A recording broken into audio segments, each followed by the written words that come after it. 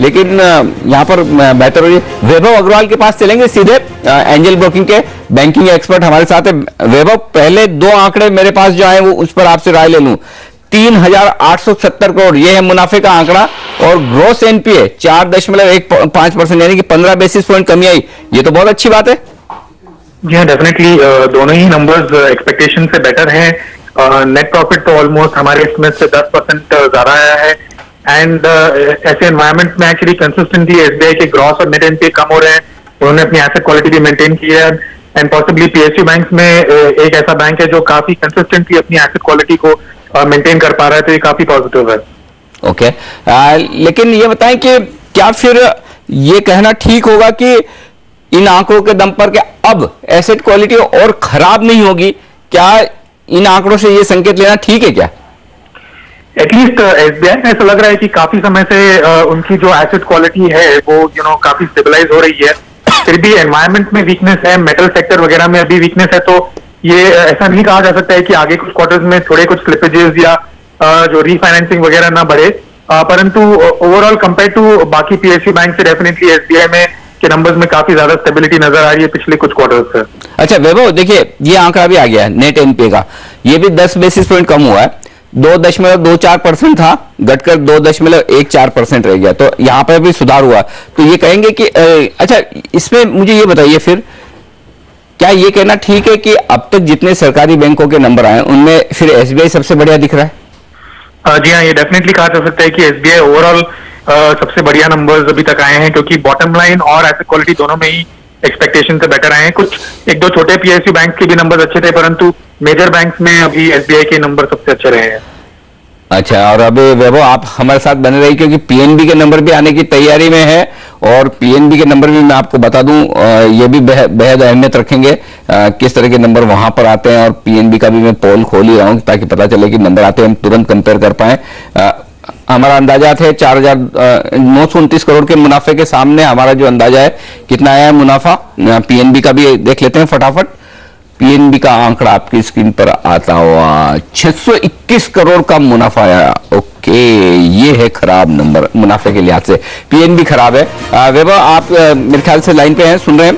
पहले आपको बता दूं आंकड़ा जो है 621 करोड़ का आया है, मुनाफे का आंकड़ा हमारे अनुमान से कम आता हुआ दिख रहा है। मुनाफे का आंकड़ा यहाँ पर ये जरूर दिख रहा है हमारे, ये जरूर कह सकते हैं कि आप तिमाही दर तिमाही बढ़ा है, लेकिन मुनाफे का आंकड़ा कम है। लेकिन एसेट क्वालिटी यहाँ पर भी स्टेबल है, 6.36% है, तो यहाँ पर भी एसेट क्वालिटी में थोड़ा सा सुधार हुआ है। पीएनबी में भी 6.5% के आसपास जो एसेट ग्रोस एनपीए थे वो घटकर 6.36% है। तो पीएनबी के ग्रोस एनपीए में सुधार है।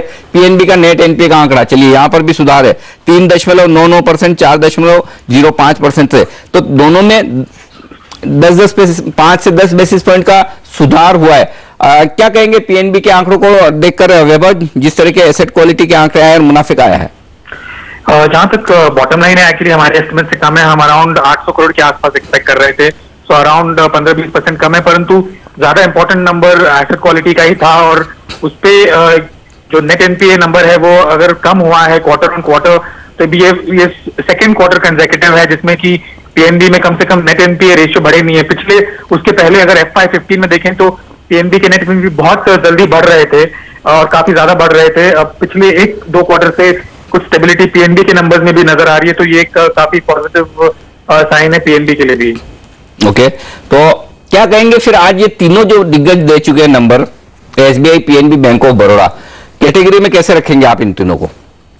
आई थिंक डेफिनेटली एसबीआई सबसे बेहतर नजर आ रहा है ओवरऑल। सारे नंबर्स ही देखें, बॉटम लाइन और एसेट क्वालिटी। पीएनबी सेकंड कहूंगा, और of course bank of Baroda में तो काफी नेगेटिव सरप्राइज था। शायद ये एक ट्रांजिशन क्वार्टर था, तो देखना पड़ेगा कि मैनेजमेंट का गाइडेंस क्या है। होपफुली आगे क्वार्टर्स में उसमें भी स्टेबिलिटी आ जाएगी, परंतु क्लियरली ये क्वार्टर काफी बड़ा नेगेटिव सरप्राइज था। अच्छा, ये आंकड़ा आया प्रोविजनिंग का पीएनबी का 1811 करोड़ से बढ़कर 1882 करोड़, ठीक है, कोई चिंता की बात तो नहीं ना वैभव, कैसे देख रहे हैं? हाँ, इनफैक्ट ब्रॉडली हमने इससे थोड़ा ज्यादा ही प्रोविजन फैक्टर किया था, सो आई मीन ये रन रेट पीएनबी का चल ही रहा है, तो उसमें पर्टिकुलरली कोई नेगेटिव नंबर नहीं है। ओके, वैभव आप हमारे साथ बने रहिए। एक क्विक चेक, हमारी रिसर्च एनालिस्ट पूजा त्रिपाठी भी है हमारे साथ, जो बैंकिंग सेक्टर को बड़ी नजदीकी से ट्रैक करती है। पूजा, ये बताइए पीएनबी और एसबीआई, इन नतीजों में कोई और ऐसे आंकड़े इंटरेस्टिंग दिख रहे हैं? क्या कुछ दिख रहा है इन दोनों के नतीजों में? जी, एसबीआई से शुरुआत करें तो जैसा कि हम उम्मीद कर रहे थे उससे काफी अच्छे नंबर्स आए हैं मुनाफे के फ्रंट पर। एसेट क्वालिटी के नंबर्स भी यहाँ पर काफी अच्छे हैं, लेकिन हम उम्मीद भी कर रहे थे कि स्टेबल नंबर्स देखने को मिलेंगे, लेकिन मैनेजमेंट की कमेंट्री अभी भी बाकी है। इंटरनल्स किस तरह से यहाँ पर देखने को मिलेंगे उस पर नजर रहेगी, क्योंकि ये माना जा रहा था कि एआरसीज को यहाँ पर कुछ लोन ये शायद बेच सकती है, तो उसका भी फायदा यहाँ पर शायद कुछ मिल सकता है। तो मैनेजमेंट की कमेंट्री में वो सारे उन सब पे क्या डिटेल्स निकल कर आती है, इस पर हमारी नजर रहेगी। वहीं पीएनबी की अगर बात करें तो यहाँ पर भी काफी अच्छे नंबर्स, मुनाफे में जरूर हमारी उम्मीद से थोड़ी कमी देखने को मिली है, लेकिन एसेट क्वालिटी हम उम्मीद ही कर रहे थे कि स्टेबल रहेंगे, क्योंकि क्वार्टर 1 में मैनेजमेंट ने गाइडेंस भी दे दी थी कि जो आगे आने वाली तिमाही होगी उसमें नंबर्स अच्छे ही रहेंगे। और स्लिपेजेस के अगर आंकड़े देखें तो क्वार्टर 6 में लगातार यहाँ पर गिरावट देखने को मिल रही है, तो शायद वहां पर कहीं ना कहीं फायदा बैंक को मिला है। और यहाँ पर मैनेजमेंट ने पिछले क्वार्टर भी गाइडेंस दी थी कि इंटरनल्स काफी अच्छे रहेंगे एसेट क्वालिटी के फ्रंट पर, तो इसी वजह से हम देख रहे हैं कि यहाँ पर काफी अच्छा सुधार देखने को मिला है। तो पीएनबी के नतीजे काफी अच्छे यहाँ पर देखने को मिल रहे हैं। तो चलिए, एसेट क्वालिटी में सब जगह सुधार दिख रहा है। एक और expert Sandeep Jain, trade Swift broking के डायरेक्टर हमारे साथ है। संदीप, पहले एसबीआई कैसे दिख रहे हैं नंबर्स? मजबूत है?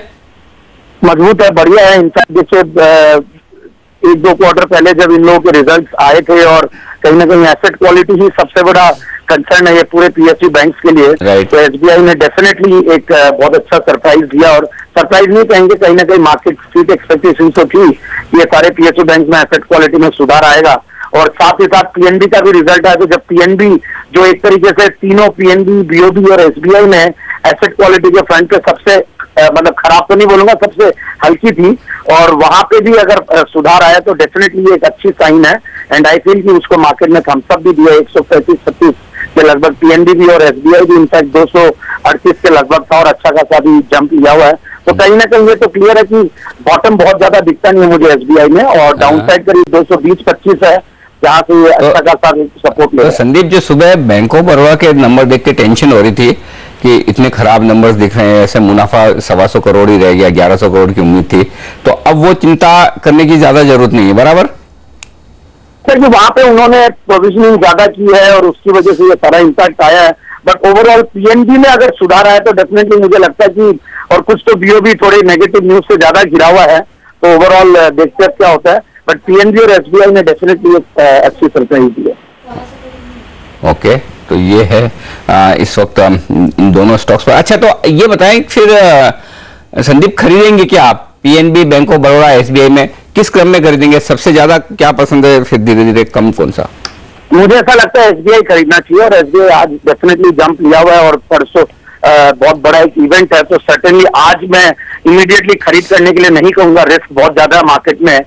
और कहीं ना कहीं मंडे के बाद जैसे ही मार्केट्स खुले और जो भी रहे, तो वहां पे वॉलेटिलिटी और रिस्क जब कम होगी उसके बाद समझकर और सोचकर इन्वेस्ट करे तो ज्यादा सही रहेगा। और मेरे हिसाब से SBI is number 1 and PNB will be number 2।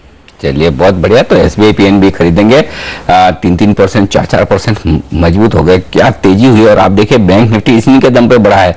अब वो अलग बात है कि निफ्टी लाल निशान में फिसल गया फिर से, अच्छे नंबर से, उसके बाद भी ये दोनों ही बैंक बढ़ रहे हैं, बाकी सब ढीले हो रहे हैं। चलिए, एक राय यहाँ पर तकनीकी तौर पर भी ले ली जाए। चार्ट पर सबसे बढ़िया क्या है? किरण ज्यादा हुए हमारे साथ प्रिसीजन टेक्निकल्स के। किरण, बताइए, चार्ट पर सबसे बढ़िया बैंक कौन सा है इस वक्त?